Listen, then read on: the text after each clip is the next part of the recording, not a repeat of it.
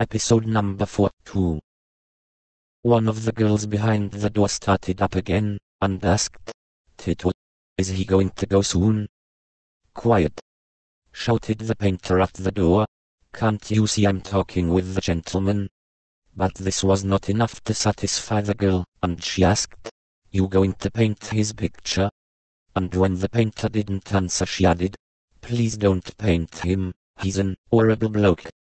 There followed an incomprehensible, interwoven babble of shouts, and replies and calls of agreement. The painter leapt over to the door, opened it very slightly. The girl's clasped hands could be seen stretching through the crack as if they wanted something, and said, "If you're not quiet, I'll throw you all down the stairs. Sit down here on the steps, and be quiet."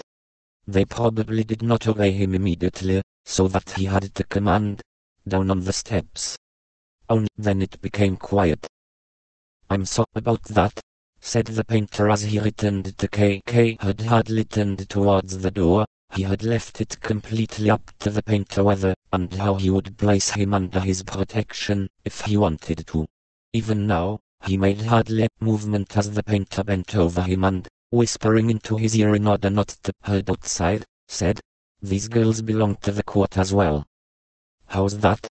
asked K, as he leant his head to one side, and looked at the painter.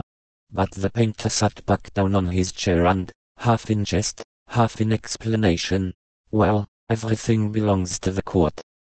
"That is something I had never noticed until now," said Kay curtly. This general comment of the painter's made his comment about the girls far less disturbing. Nonetheless, Kay looked for a while at the door, behind which the girls were now sitting quietly on the steps. Except that one of them had pushed a drinking straw through a crack between the planks and was moving it slowly up and down. "You still don't seem to have much general idea of what the court's about," said the painter, who had stretched his legs wide apart, and was tapping loudly on the floor with the tip of his foot. "But as you're innocent, you won't need it anyway. I'll get you out of this by myself." "How do you intend to do that?" asked Kay. "You did say yourself not long ago that it's quite impossible to go to the court with reasons and proofs." "Only impossible for reasons and proofs you take to the court yourself," said the painter, raising his forefinger as if Kay had failed to notice a fine distinction. "It goes differently if you try to do something behind the public court, that's to say in the consultation rooms, in the corridors, or here, for instance, in my studio." Kay now began to find it far easier to believe what the painter was saying, or rather it was largely in agreement with what he had also been told by others. In fact, it was even quite promising. If it really was so easy to influence the judges through personal contacts as the lawyer had said, then the painter's contacts with these vain judges was especially important, and at the very least should not be undervalued. And the painter would fit in very well in the circle of assistants that Kay was slowly gathering around himself. He had been noted at the bank for his talent in organizing. Here, where he was placed entirely on his own resources, would be a good opportunity to test that talent to its limits. The painter observed the effect his explanation had had on Kay and then, with a certain unease, said, "Does it not occur to you that the way I'm speaking is almost like a lawyer? It's the incessant contact with the gentlemen of the court has that influence on me. I gain a lot by it, of course, but I lose a lot, artistically speaking."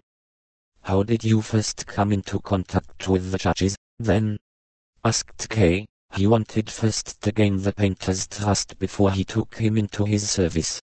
"That was very easy," said the painter. "I inherited these contacts. My father was court painter before me. It's a position that's always inherited. They can't use new people for it. The rules governing how the various grades of officials are painted are so many, and varied, and, above all, so secret that no one outside of certain families even knows them. In the drawer there, for instance, I've got my father's notes, which I don't show to anyone. But you're only able to paint judges if you know what they say.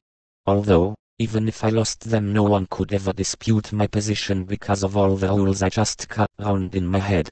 All the judges want to be painted like the old, great judges were, and I'm the only one who can do that." "You are to be envied," said Kay, thinking of his position at the bank. Your position is quite unassailable, then? Yes, quite unassailable, said the painter, and he raised his shoulders in pride. That's how I can even afford to help some poor man facing trial now, and then. And how do you do that? Asked Kay, as if the painter had not just described him as a poor man. The painter did not let himself be distracted, but said, in your case, for instance, as you're totally innocent, this is what I'll do. The repeated mention of K.'s innocence was becoming irksome to him. It sometimes seemed to him as if the painter was using these comments to make a favorable outcome to the trial a precondition for his help, which of course would make the help itself unnecessary. But despite these doubts, Kay forced himself not to interrupt the painter. He did not want to do without the painter's help, that was what he had decided, and this help did not seem in a way less questionable than that of the lawyer. Kay valued the painter's help far more highly, because it was offered in a way that was more harmless and open.